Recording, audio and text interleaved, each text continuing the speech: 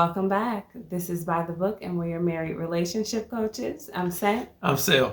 And today we're talking about Love is Blind Season 3, pretty much the reunion show. We're talking about Colleen and Matt. The reason we're skipping over the finale is because I felt personally like the wedding was pretty uneventful. Yeah. I was disappointed because I definitely wanted no's. I wanted to know from her primarily. Yeah. To escape that situation. And then we move right on to the reunion show. And I'm sad to say she looked like a hostage in that situation. I'm like, Colleen, blink twice if you need help, ma'am. Like, what do we need to do? It was awkward and uncomfortable to watch. I mean, as much as I make a joke out of it, I really don't know. You know, I have concerns, like actual real concerns for what may be going on in that. And I don't mean to be like offensive or intrusive. I'm just reading what it looks like to everybody looking on. She looks terrified. Yeah, she did. She did not look happy. She did not look joyful. She didn't look like a woman at peace. She looked terrified and stressed out. Yeah, it looked like to me, just bear with me, like, you know, if there were a hostage taker in your home and the police came to the door and the hostage taker had a gun like behind your back and was like, tell him everything is fine. Yeah. Like, that's how she looked to me. That's how terrified. And he was hovering. He was like this close on her the whole time. She couldn't get like any personal space. And her eyes were kind of like darting around, like she was fearful. Yeah. It seemed like she had a hard time just talking during everything, like expressing herself. Yeah. And they didn't have that many segments to really talk during the reunion show, but those that they did, she seemed very uncomfortable, even just speaking. Yeah. I thought it was very interesting to see when they asked, you know, how they were doing, if they were having any problems. And throughout the season, whenever somebody asked about problems that they were having, it seemed to me that Matt jumped in and was the first one to respond and very much so minimize the problems that they were having. Like, oh, yeah, we had a little issue. We had a couple of little, you know, arguments. And he's unwilling to admit, like, the magnitude of some of these things, probably because he doesn't want to look bad, or he doesn't want her to start to recognize, like, this is not a good thing for me. You know, he's trying to minimize, oh, it wasn't a big deal. So again, true to form, in the reunion, when they asked, he's like, yeah, we've had a couple of day-to-day, you know, issues.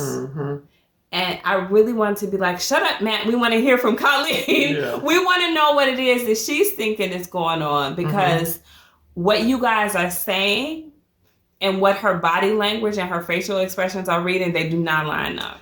I wish they would have done a segment where it was just the women or just her by herself. Yeah. So we can kind of like compare and contrast what her body language was saying. Good point. But it was a bit, and it was kind of glaring to me, but it was surprising to me as well that everyone else on stage seemed to not notice it. You know, now for us, we're sitting back and because we've seen the blow-ups and all that coming across our television screens, and we already know that Matt is just a domestic waiting to happen. So this guy, he's volatile. I mean, he blows up. Now, we have not seen him be physical, but the mental and the emotional and the verbal abuse is there. Yeah, and it feels like the physical could not be far behind. Yes. I hope not. I pray not. I wouldn't want anybody to endure something like that. But just looking at it is uncomfortable. Yes. They talked about, of course, as they had to, the situation with her and Cole. And they showed some clips, which she looked very uncomfortable to rewatch. And as she began to speak up about it, she was emotional to the point of tears, you know, and apologized for that. And on at least 2 different occasions, you know, she could look at Cole, really. I don't think that was allowed. But she turned to Xana, and it's like, I love you so much, and I love you so much. Talking to Matt, you know, she can't even turn her head properly in this video. You know, she's like, I love you so much, and I love you so much. And I can't say it enough. It's hard to watch. Yeah. I would love to hear what you guys have to say about it. I don't want to joke about it too much because I actually take it pretty seriously. Yeah. It's just alarming to see that body language and those facial expressions on her. And it seems like she's very much under his control. It just, cringy. It was very cringy. And as we were watching it, and as we're talking, you know what? My prayer is that we're wrong. I hope maybe and I pray that we are wrong. But this is my gut. This is my gut telling me that their situation, their relationship, is an unhealthy one. Yeah. And I didn't like. Again, I didn't like how she presented herself. Most likely unknowing. She looked like someone that was very timid, someone that was very afraid to not say the wrong thing. Yeah. You know, and so that was coming across to me very loud, that there was going to be a price to pay if she said or did the wrong thing on that stage. Anything that was going to embarrass him, disrespect him, make him feel like he was getting played. He said that, I think, at least on 1 or 2 occasions while on the show. Now, another thing that I thought was interesting, and you guys let us know how you feel about this, but was when they talked about like living together, that they remarked that they weren't actually, they both still had their apartments. And they made it seem like, to me, at least at first, that they weren't living together, but then they were like, well, we're together 7 days a week. Yeah. And I'm like, okay, are you or are you not staying together? So I guess they're like bouncing around from one apartment to the other, but that also doesn't really seem true to me because Colleen says that she has roommates. Yeah. So, you know, if you have I'm sure she doesn't have male roommates because I don't think Matt would stand for that. So if you have like female roommates, it seems like it'd be awkward to bring your husband in there to stay with y'all sometimes. Yeah. I don't think that most women would really be okay with that type of arrangement, especially just roommates and not like, oh, these are my friends and they know him and we're all close. Yeah. Nobody wants you to bring an extra man into the house. Yeah. So that seems unlikely, in which case it seems like, why don't they just live at his place? He didn't mention any roommates. So stay with him all the time and just pay your portion of the rent to the roommates. Yeah. That makes the most sense, right? Because they talked about how, well, we weren't in a financial place to get out of our leases. You don't have to. You could pay the same thing that you were paying towards your lease, and you know, so you don't put your roommates at a disadvantage.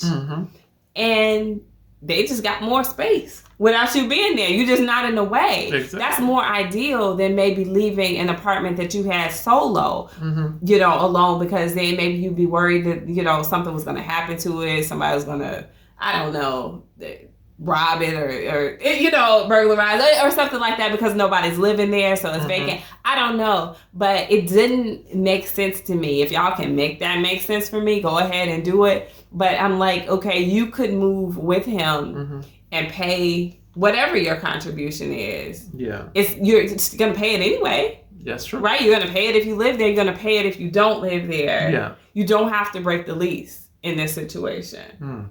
So. What was that about? She needs a place of refuge. And I believe as much as she wants to play the dedicated wife and ride or die right about now, I think she knows that side mind is saying, keep your place because you don't know when this guy's going to fly off. Yeah. You know, and that's my gut again. That type of behavior is not, I'm not new to it. I've seen it before. Yeah. Several times over. And even though that was just a snippet on stage, those characteristics of cycle of abuse, they run true. Yeah. And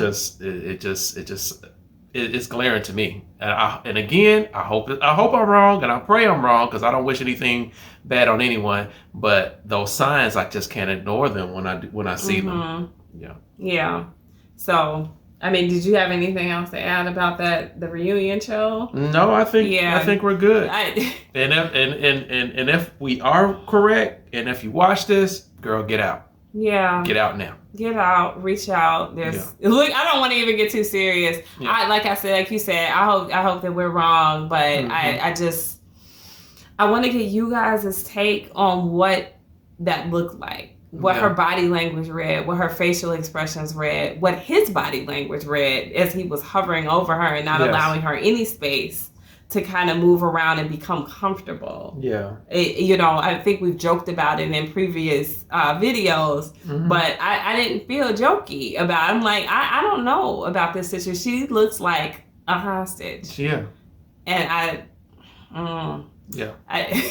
somebody has chimed in, also a commenter, and saying that, so far that they know that they're doing fine. This is somebody who is related to her. Yes. So I hope that's right. Yes. But what it looks like, all I can comment on is what we saw on the screen. And what it looks like did not look good, did not look promising, did not even look safe. So drop those comments below, guys. Give your opinions. Like, share, and subscribe. We'll talk to you guys soon. Bye.